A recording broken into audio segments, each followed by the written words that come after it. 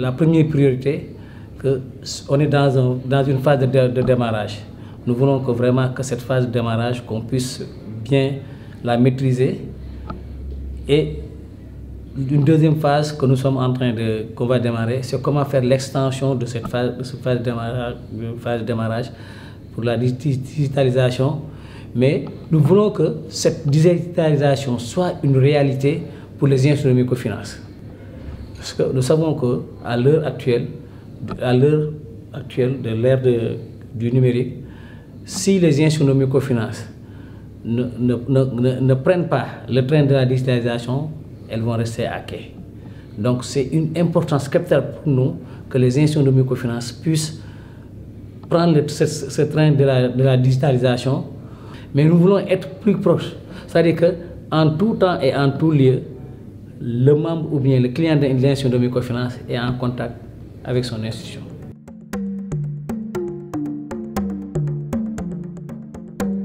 Je magnifie d'abord cet échange, parce que je dis tout de suite que lors de la signature, que le Bénin est un pays frère du Sénégal.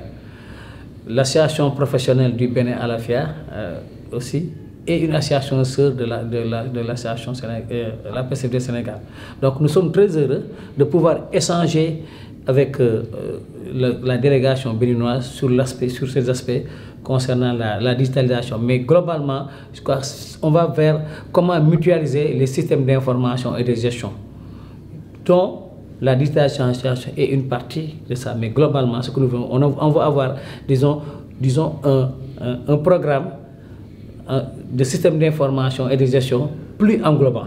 Parce que quand je parle plus englobant, ça va prendre aussi bien en matière de système d'information et de gestion, mais en matière de digitalisation des opérations, mais aussi de tous les process que les institutions de microfinance vont utiliser. Et comme aussi l'expérience, comme je dis au Sénégal, on a une certaine expérience. Et ça nous est très heureux de partager cette expérience, d'expliquer comment nous avons fait ce processus pour aboutir à, mais quelles sont les difficultés et les contraintes et quelles sont les perspectives. Mais aussi de les donner, de pouvoir les conseiller pour éviter, pour essayer de surmonter ces obstacles.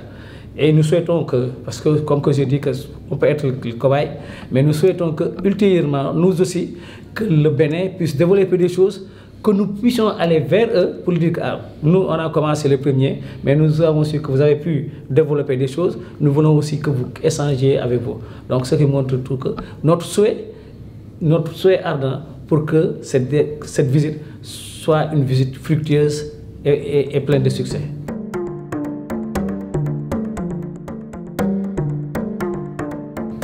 Les structures les plus concurrentes qui menacent même les institutions de microfinance sont les émetteurs de monnaie électronique.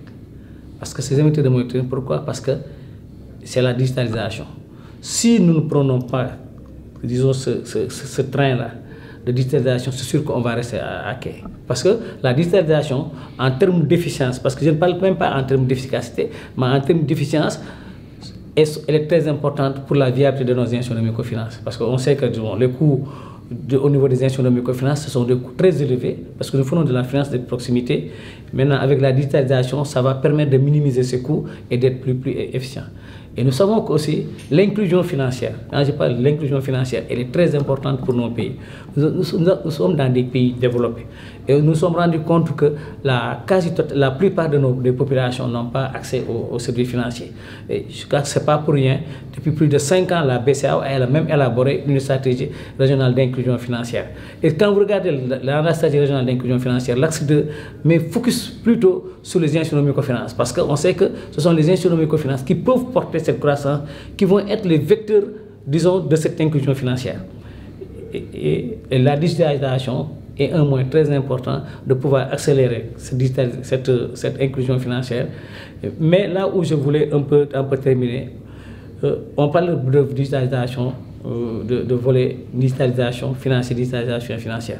Mais il faut aussi qu'on puisse, cette digitalisation financière puisse accompagner d'une éducation numérique des populations. Parce qu'il est beau de pouvoir créer, disons, des processus, de mettre une technologie. Mais si les gens ne sont pas formés, comment utiliser ces outils, cette technologie, c'est sûr qu'on n'aura pas cette réussite.